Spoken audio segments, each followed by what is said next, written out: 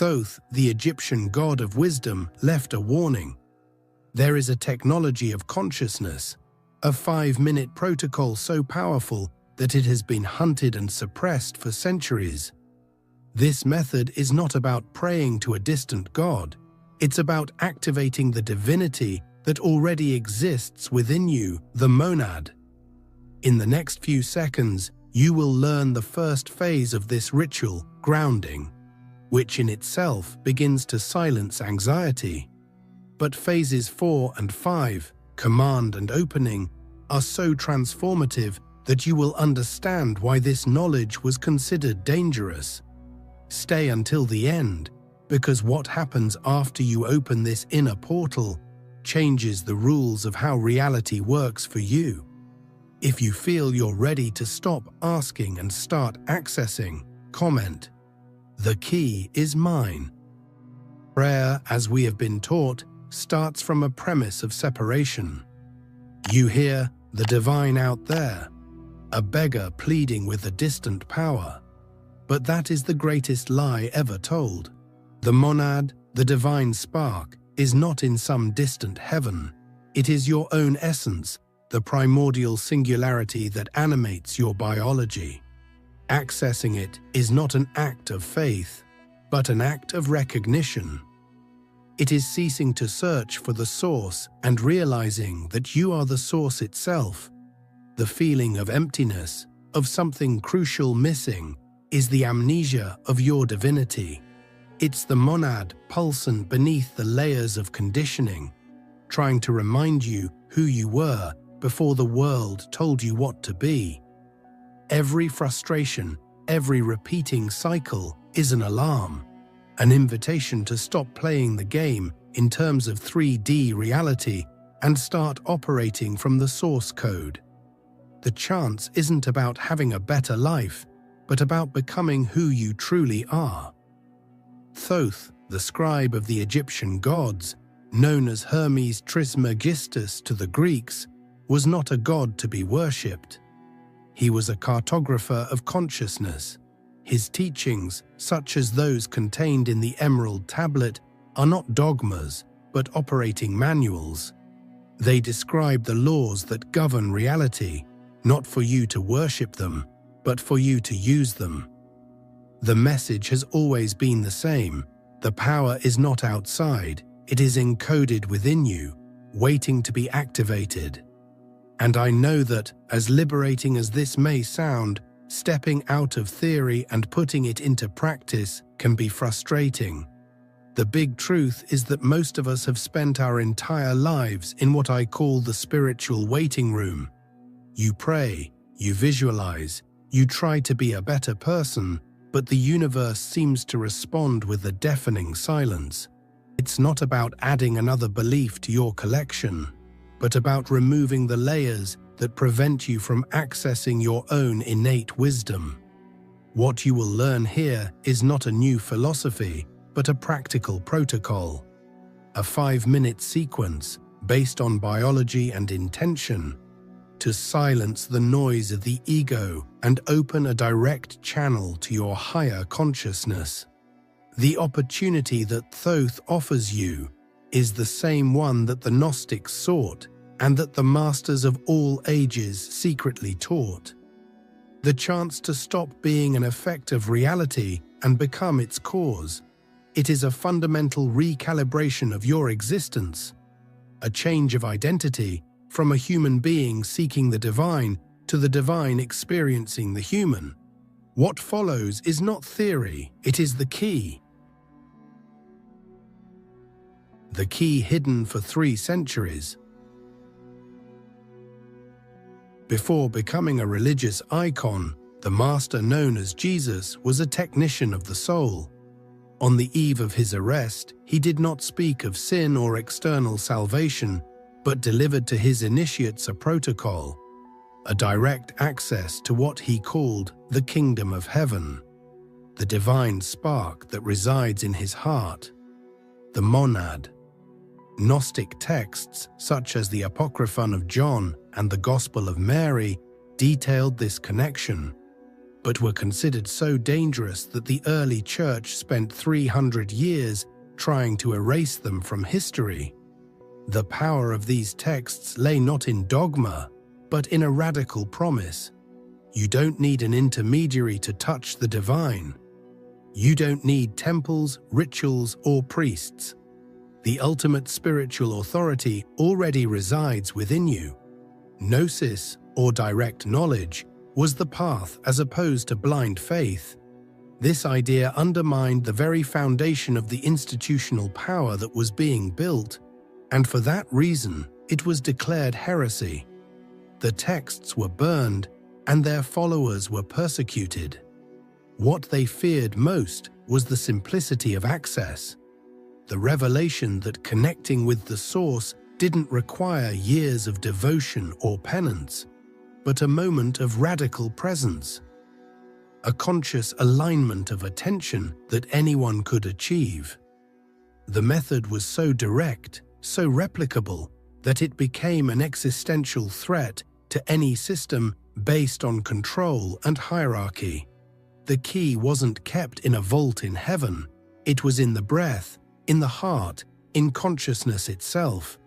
In Gnostic thought, the monad is the primordial unity, the source of all that exists.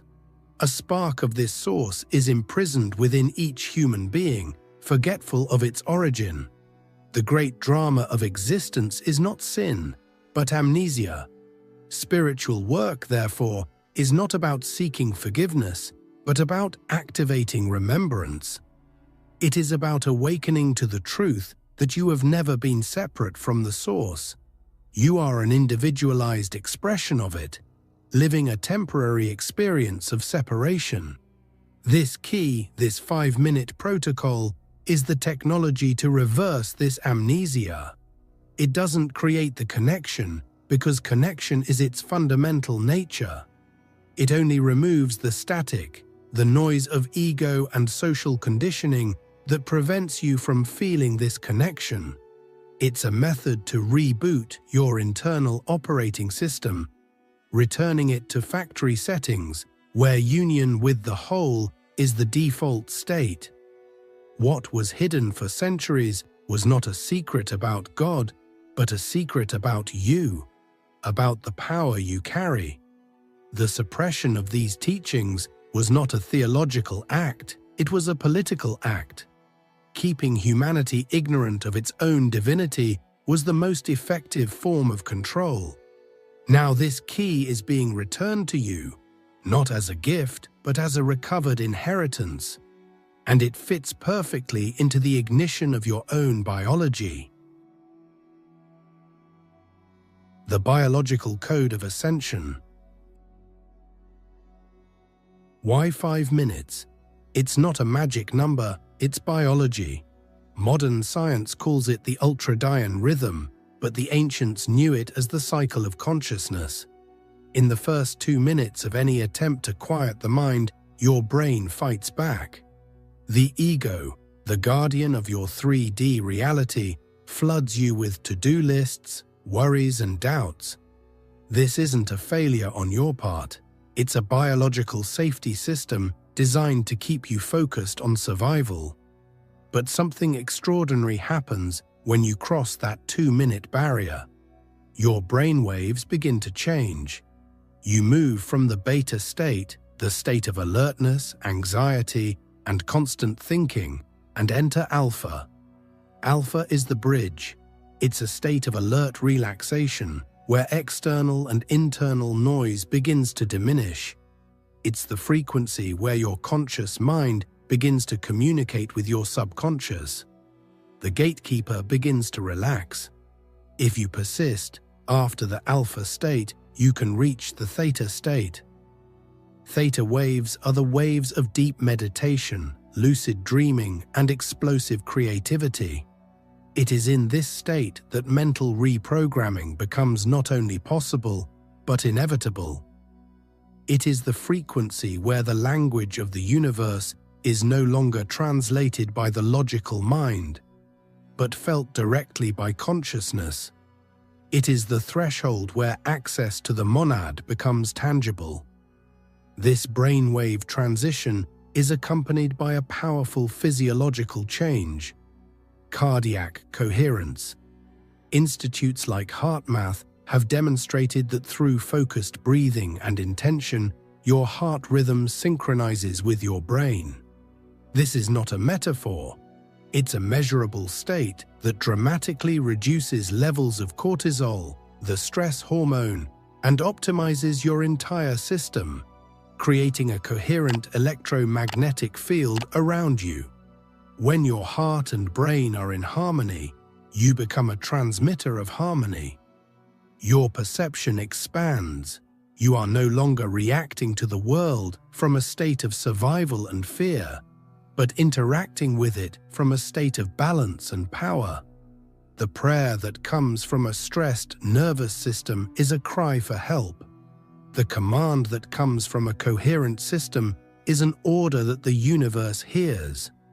Therefore, the 5-minute ritual is not a vague, mystical practice. It is a precise biological protocol. It uses time as a key to modulate your brainwaves and breath as a tool to create heart coherence. It guides you, step by step, out of the ego's alert state and into the receptive state of higher consciousness. You are using your own biology as an antenna to tune into a frequency that has always been there, waiting to be accessed. The guardian at the gate of the mind. The resistance you feel in the first few minutes is your brain's default mode network, DMN. Think of it as the neural circuit of the ego. It's the voice in your head that narrates your story, your worries, your limited identity. It's constantly active when your mind is wandering, thinking about the past or planning the future. Its main function is to maintain a coherent sense of self, separate from the rest of the world. This network is the reason why silence can be so uncomfortable.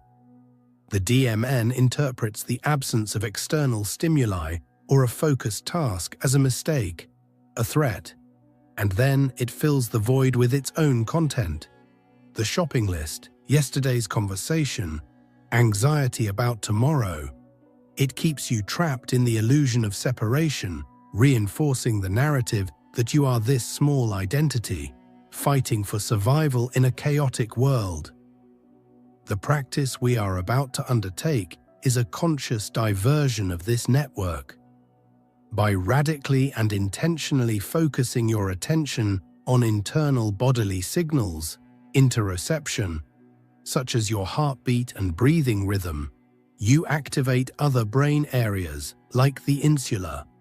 This shift in focus forces the default mode network to silence itself. You are literally asking the gatekeeper to leave the gate, because you hold the key to what lies beyond. Meditation and contemplative practices are not about emptying the mind. That's impossible. They are about redirecting attention. Every time you notice your mind has wandered and bring it back to your breath or the sensation in your heart, you are weakening the dominance of the DMN and strengthening the circuits of presence and focused awareness. You are training your brain to obey a new master, not the reactive ego, but the observing consciousness.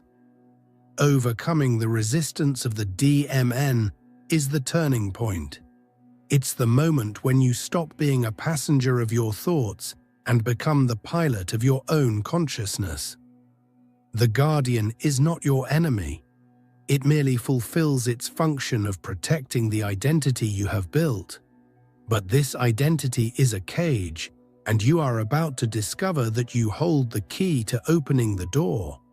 The silence that follows the deactivation of the DMN is not a void. It is a space full of potential. It is the quantum field from which all realities emerge. It is the silence where the subtle voice of the monad can finally be heard. Not as a thought, but as direct knowing, an unwavering intuition. You are about to cross the gate that the guardian watched over. the 5-phase activation ritual. This is the moment for immediate application. Wherever you are, stop. Sit with your spine straight but relaxed and close your eyes. This is the technology. Not tomorrow, not when it's perfect. Now, let's divide the 5 minutes into 5 distinct phases. Each minute has a specific function, building the bridge between your biology and your higher consciousness. Set a gentle alarm for 5 minutes so the mind doesn't worry about the time. Minute 1, grounding. Place one or both hands on the center of your chest. The goal here is not to feel love or emotion, but pure physicality. Feel your heart as a biological organ, the rhythmic pulse beneath your skin. Feel the warmth of your hand. This simple act anchors your wandering attention to the body, to the here and now. It calms the chaotic mind, taking it away from the future and the past, and bringing it to the only reality that exists, the present. Minute 2, the bridge. Keeping your attention on your chest, begin to observe your breath. Don't control it, don't force it. Just witness the air going in and out. The Hebrew word for spirit, ruach, is the same as for breath. In the Greek tradition, pneuma is both breath and spirit.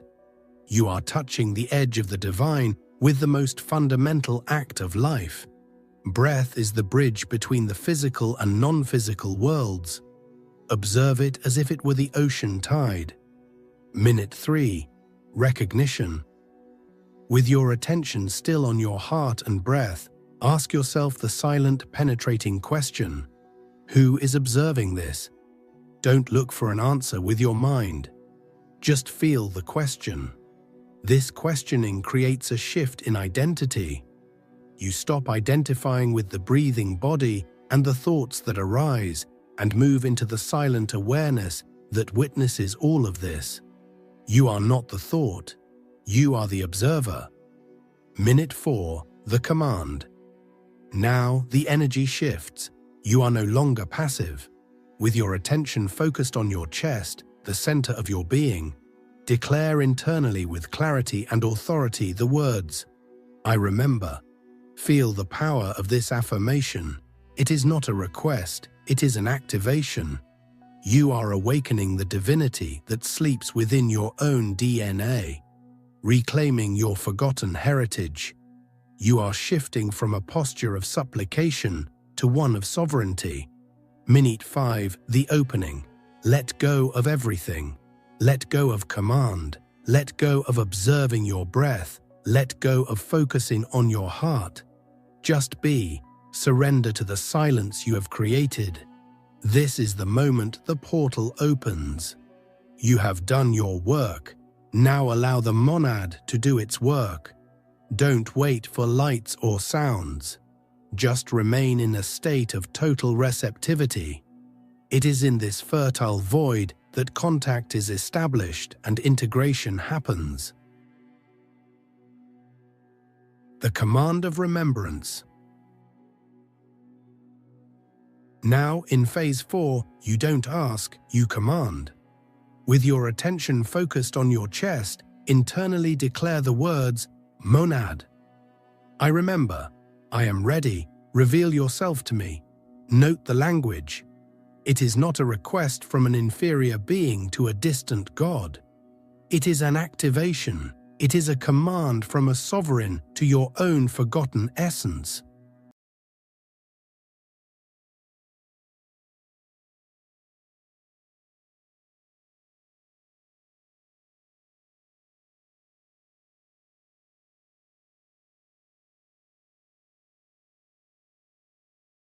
Maybe this message found you for a reason.